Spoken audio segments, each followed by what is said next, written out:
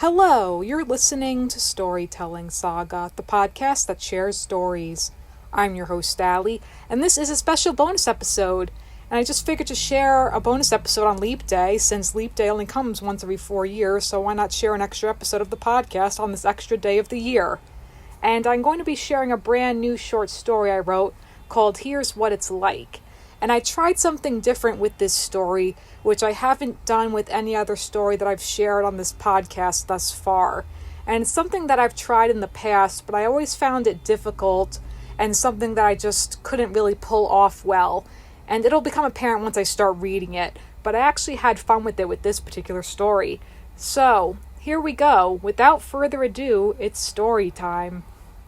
Here's what it's like to go to a wedding newly single.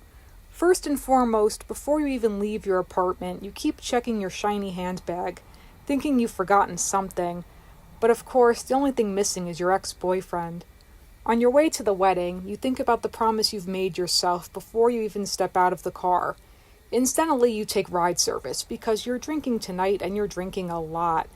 You think about your friend getting married and how happy you are for her, how you won't be bitter or harbor any resentment that most of your friends are engaged or married or in long-term relationships. Because this night isn't meant for you to feel sorry for yourself that your boyfriend of over 3 years has left you for someone else.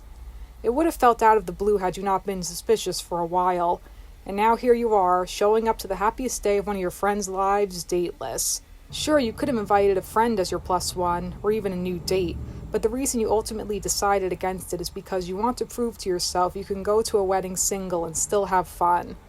The ceremony is being held outside, and you follow the guests and take a seat on the left side of the aisle, the bride's side. You sit between your friend and her husband on one side of you, and an older couple on the other. You look out at the sun setting in the sky at just the picture-perfect moment. A cool breeze rolls in, and you hug your elbows to your chest, wishing you'd brought something more than a light shawl to go with your emerald green dress. You look around and see couples snuggled close, hands on one another's knees, arms wrapped around shoulders, and you think what you really want is his arm around you, holding you tightly like he could hold you like that forever. Before you can let yourself get too wrapped up in the warm memory, because that's all your relationship is now, in the past, and you've accepted that, but it doesn't mean it still doesn't hurt. The music begins to play. You catch a look at the groom, at his eager, nervous smile, a gleam in his eyes like he's already holding back tears.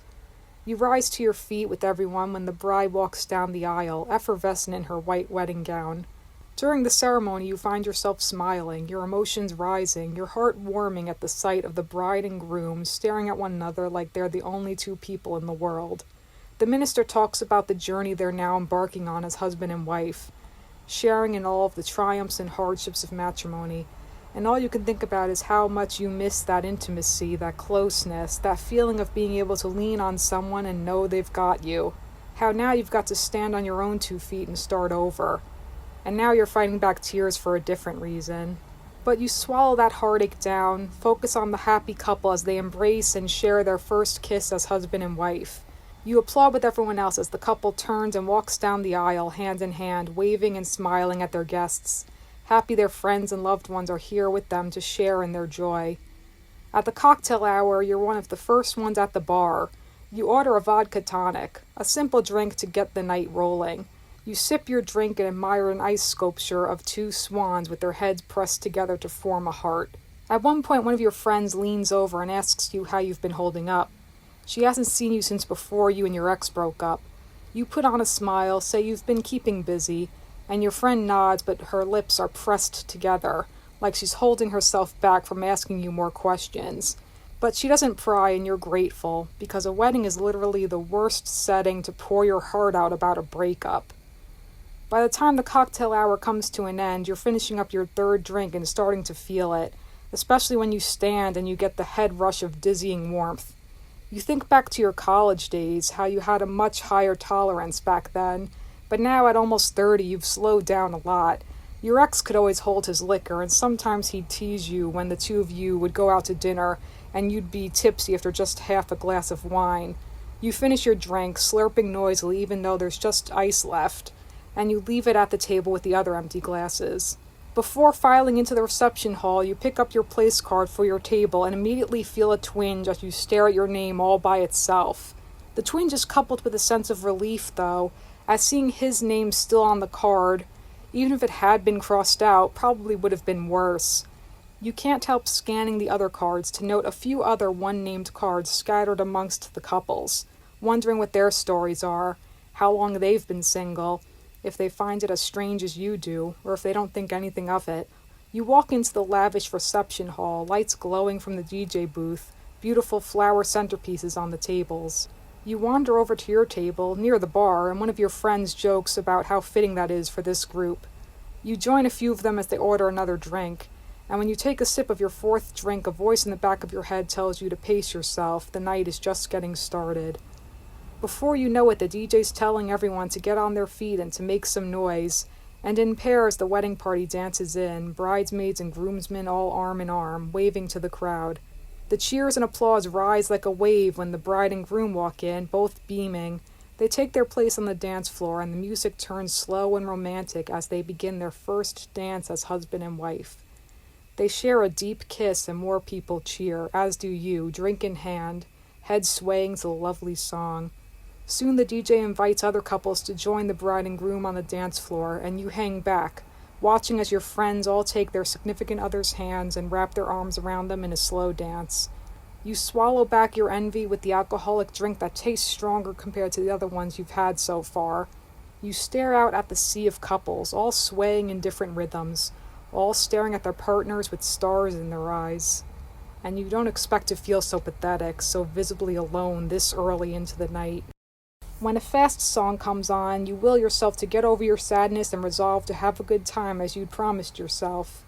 And you dance, arms raised, clapping along with the beat, feeling the bass of the music pulse through your body. You start to feel good again. After all, your friend just got married. It's a happy time, the happiest day of her life. That's evident in her smile, in the sparkle in her eye as she dances with her husband. Their joy is infectious, and you welcome it wholeheartedly. And then you remind yourself tonight's also about taking back your independence. To hell with heartbreak. You're single. Enjoy it. You gather up your friends to go into the photo booth, and you sift through all the props strewn about the table, sunglasses and hats and boas and frames. You hold up a Team Bride sign and give the camera a big smile. Wink at the camera in the next picture. Get your friends to throw your old sorority sign up in the next. As you sit down to the first course, you're giddy and laughing and genuinely having a good time. The bride eventually makes her way to your table, giving everyone a big hug as they congratulate her. When she gets to you, she holds on to the hug a little bit longer than the rest. She lets you know she'd love to get together after she's back from her honeymoon so you can talk. You thank her sincerely, fight back yet another wave of tears, because how selfless of her to think of you like that on her big day. You get choked up again during the speeches. The maid of honor, the bride's cousin, talks about how she always looked up to her, how she's like a sister to her, while the best man, the groom's best friend since high school, brings on the laughs, ribbing the groom a bit the way guys do to show affection. Then he talks about how he was there the night the bride and groom met, how afterward the groom had told him he could see himself marrying her one day. You don't let yourself think about how this could have been you and your ex in a year or so, but he made his choice and your future is no longer with him. At this moment it's entirely yours, and you can't help getting a little bit excited at the prospect of getting back out there in the dating pool. Later in the night you stagger out of the bathroom, at your peak level of drunkenness, and you run into the best man. He catches you by the arms when you bump into him, and you giggle and apologize. You tuck your hair behind your ear, tell him you loved his speech. He gives you a look like he's wanting to know your deal, and you don't even mind. Soon you find yourself on the dance floor with him, arms around the back of his neck, and as he stares down at you and you let yourself get lost in his warm eyes, you think to yourself, oh, he'll do. It crosses your mind that he'd be the first person you've kissed since your ex, but you stop yourself from thinking that far ahead. Remind yourself you're not here for a hookup, even though if there's anyone you'd have a fling with, it would be him. He's funny in an immature way, like he hasn't exactly fully outgrown his frat boy phase. Frankly, a perfect candidate for a one-night stand. But you know deep down it wouldn't make you feel better. You want that intimacy, that sweetness, that security, that glowing feeling of being in love. And he'd be a fun distraction, but he'd only make you miss your ex, even though your ex very much doesn't miss you. The best man asks you if you'd like to hang out sometime, and you take that as your moment to politely decline and excuse yourself back to your table. You sit down, decide it's time to slip into the pair of flip-flops you took from the basket for people to change into, so they don't have to wear their uncomfortable heels all night. It's a nice touch to have for wedding guests, an idea you put a pin in for your own wedding one day. And it feels like that day is so unbelievably far away, but you know it'll come. Toward the end of the night, after dessert, you find yourself staring back out at the wedding guests. Some dancing, some mingling at their tables, the party winding down. The best man is at his table. You find yourself walking back over to him, draping an arm around his shoulder. He looks surprised for a moment, but then he smiles at you. Maybe he could be boyfriend material, you decide, as you give him your number. Tell him you look forward to hanging out with him. At the very least, he'll be a fun fling, and what's wrong with that? Maybe you need that right now. At the end of the night, your friend's husband offers to give a few of you a ride home, and you graciously accept. In the car, your friend who'd asked you earlier how you were asks if you enjoyed the wedding. You look at her and can honestly say you had a great time, and then you tease her that next year you'll be dancing at her wedding. She steals a glance at her fiancé, who gives her a kiss. You're thankful to slip out of your dress and into your comfy sweats. Your head's pounding a bit, and you make sure to drink some water to avoid a hangover that you can already feel coming on. You crawl into your bed and shut your eyes, letting yourself relive all the fun you had tonight, deciding there are far worse things than going to a wedding single. Your phone buzzes with a text, and you feel a smile on your lips, excited by all the possibilities of what will come next. Alright, that was Here's What It's Like. So as you can see, I wrote that in second-person point of view, which I always found challenging to do, but I had fun with it in this case. Honestly, it's similar to first-person point of view, but it's just an interesting way to tell a story. And just all about the highs and lows of dealing with the breakup, and yet being happy for someone on their wedding day, and just reflecting on the past, looking to the future. So I hope you enjoyed that on this special bonus episode. And with that is going to conclude this week's episode of Storytelling Saga. You can follow the podcast on Facebook and Instagram at Storytelling Saga, as well as on Twitter at Storytell Saga. You can also send me any questions, comments, or writing prompts by leaving me a message in the contact section of storytellingsaga.com or by sending me an email at storytellingsaga@gmail.com. Next week, or next time, the main thing I think about is how stupid I am that I didn't do this sooner. I wasted so many years being miserable because I assumed that was the only way to be. But I don't want to do that anymore.